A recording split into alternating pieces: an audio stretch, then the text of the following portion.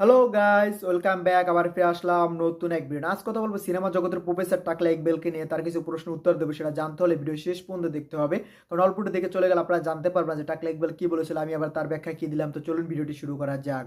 Megastar Shakib খানের বরবাদ মুভিটা বাইরে ঈদে রিলিজ পেয়ে গেছে, সেটা আপনারা জানেন। এমনকি দেশ বিদেশে সমস্ত জায়গায় কিন্তু এই মুভিটা নিয়ে তুমুল প্রশংসা হইতেছে।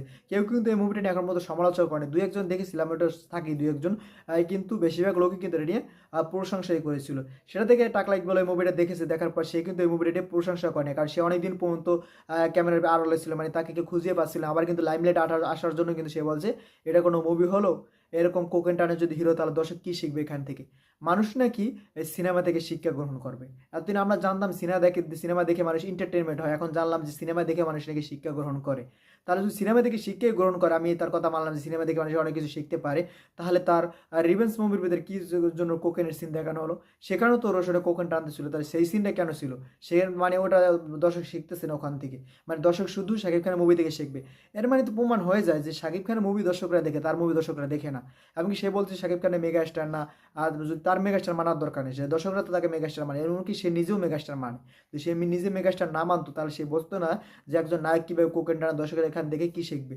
মানে সে শাকিব খানকে মেগা স্টার মানে বলে এই কথা বলতেছে, কারণ সে জানে শাকিব খানের মুভি আসলে দর্শকের ঢল নেমে আসবে, সমস্ত দর্শক এই সিনগুলো দেখবে, দেখলে দর্শকের মধ্যে কোনো প্রভাব পড়বে কিনা সেটা নিয়ে সে কথাটা বলেছে। যদি সে শাকিব খানকে মেগাস্টার না মানতো, তাহলে কিন্তু সে তার রিভেন্সের ভিতরে কিন্তু কোকেনের সিন দেখাতো না। সে বলতো তখন দর্শকরা কি দেখবে। এমন তো হতে পারে রিভেন্স মুভি সে নিজে বানায়নি, অন্য কোনো পরিচালক বানিয়েছে, শুধু তার নামটা ব্যবহার করে দিয়েছে যে পরিচালক ইকবাল।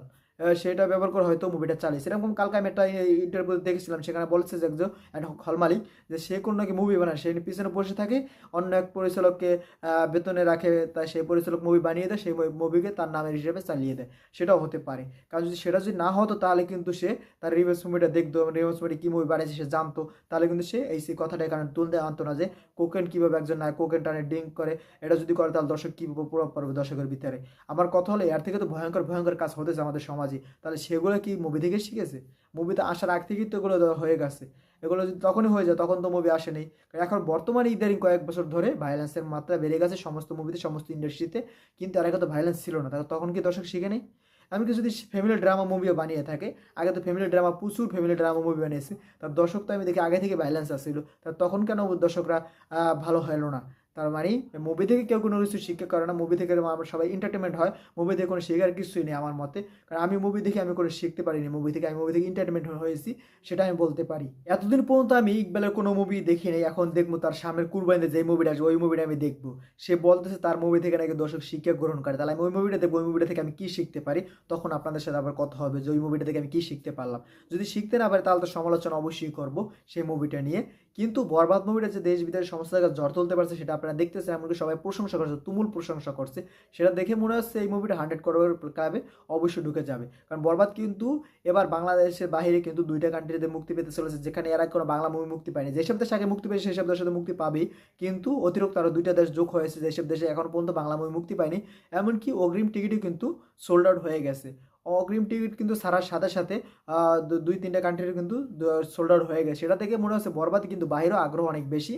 এমনকি ইদানিং কিছু কিছু জায়গায় আমরা দেখতেছি ভাইলেন্স বেশি হয়েছে, এমনকি যেসব জায়গায় ব্লার করে দেওয়া হয়েছে, আশা করি ওইসব বাইরের কান্ট্রি যখন রিলিজ করা হবে, তখন ওইসব জায়গায় ব্লার আর থাকবে না। কারণ বাইরের কান্ট্রিতে কিন্তু এইসব মুভি কিন্তু অ্যাডাল্ট সার্টিফিকেট দেওয়া হয়, এমনকি অন্য ধরনের তারা সেন্সার দিয়ে থাকে। আমাদের বাংলাদেশে ইউএস সার্টিফিকেট দেওয়ার জন্য মুভি কেটে ছিঁড়ে, এমনকি ব্লার মেলার করে কিন্তু তারা মুভি রিলিজ দেয় না। ওখানে কিন্তু মুভিতে যেই ক্যাটাগরিতে রিলিজ পাওয়া সম্ভব, সেই ক্যাটাগরিতে কিন্তু তারা সেন্সার সার্টিফিকেট দিয়ে থাকে। এখন আশা করি ওইসব জায়গায় তারা পুরো ক্লিয়ারলি রিলিজ পেয়ে যাবে। এমনকি হয়তো আমার মুভিটা ওটিতে আসার পর হয়তো ওইসব জায়গা থেকে হয়তো ব্লার মেলা সরিয়ে দেওয়া হবে, কারণ যেহেতু দর্শকরা এতটা আগ্রহ দেখতে পাচ্ছি আমরা, এটা দেখে মনে হচ্ছে তখন হয়তো সরিয়ে দিলেও দর্শকরা পছন্দ করবে এই মুভিটা। দেখা যাক ওটিটিতে আসার পরে মুভিটাকে ঝড় তুলতে পারে কিনা। কিন্তু আমার মনে হচ্ছে এই মুভিটার ঝড় আর থামবে না কুরবানিতে আগ পর্যন্ত। আমার মনে হয় যে কুরবানিতেও এই মুভিটা ঝড় তুলতে পারে, কারণ তাণ্ডব তো হয়তো 120টা হলের মধ্যে রিলিজ পেতে পারে, আর বেশি হয়তো নেবে না তাণ্ডব, কারণ যেসব হলের পরিবেশ ভালো সেসব হলগুলোই কিন্তু তাণ্ডব রিলিজ দিয়ে থাকবে। যেসব বাকি হলগুলো থাকবে সেই বাকি হলগুলো হয়তো এই বরবাদে চলতে পারে। এমনকি ইকবাল আরেকটা কথা বলেছে, সে বলেছে যে তাহলে যদি সে মেগা স্টার হয়, তাহলে এখন হল তৈরি হচ্ছে না কেন? হল তো শাকিব খানের আগে যতগুলো নায়ক ছিল তখন থেকে তো হল আস্তে আস্তে বন্ধ হওয়া শুরু হয়েছে। এমন কিন্তু আপনারা তো ভালো কন্টেন্ট দিতেই পারছেন না। ভালো কন্টেন্ট যদি না দেন তাহলে দর্শকরা কী খাবে? আর যদি দর্শকদের আপনারা ভালো কন্টেন্ট দেন তখনই কিন্তু দর্শকরা হলে টেনে আনতে পারবে। কিন্তু লাস্ট প্রিয়তমার পর থেকে কিন্তু বাংলাদেশে কিন্তু ভালো কন্টেন্ট তৈরি হওয়া শুরু হয়েছে, শুধু আপনার মুভিগুলো বাদ দিয়ে। সমস্ত মুভিগুলো কিন্তু মোটামুটি ভালো ক্যাটাগরিতে আসছে। এমনকি এবার ঈদে যে কটা মুভি রিলিজ পেয়েছে প্রত্যেকটা মুভির কিন্তু গল্প ভালো আছে, এমনকি মেকিংও ভালো আছে।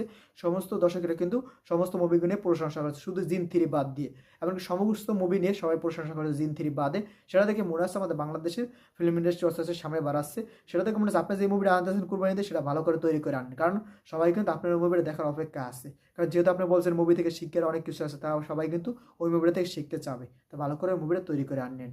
ইকবালের এই কথাগুলোর সাথে কি আপনি একমত কিনা অবশ্যই আপনারা কমেন্টে জানিয়ে যাবেন, যদি একমত হয়ে থাকেন। আর আমার কথার সাথে একমত হয়ে থাকলে সেটা আপনারা কমেন্টে জানিয়ে যাবেন। ভিডিও যদি ভালো লাগে বেশি বেশি রকম সবাই ভিডিও দেখতে পারে। আর যারা এখন আমার চ্যানেল সাবস্ক্রাইব করেন, চ্যানেল সাবস্ক্রাইব করবেন। যারা ফেসবুক পেজ থেকে অবশ্যই পেজটি ফলো করে দেবেন, কারণ আপনার একটা সাবস্ক্রাইব একটা ফলো কিন্তু আপনার ভাইকে পরবর্তী ভিডিও বানার জন্য আগ্রহীত করে। তো এখন চ্যানেল সাবস্ক্রাইব করে দিন, পেজটি ফলো করে দিন। ভিডিও শেষ পর্যন্ত থাকার জন্য অসংখ্য ধন্যবাদ। টেক কেয়ার, দেখা হবে নেক্সট ভিডিওতে। ততক্ষণ ভালো থাকুন, সুস্থ থাকুন, বাই বাই। আর বাংলা মুভির সাথেই থাকুন, বাংলা মুভিকে বেশি বেশি সাপোর্ট করুন যাতে বাংলা মুভি আরও সামনের দিকে এগিয়ে যেতে পারে।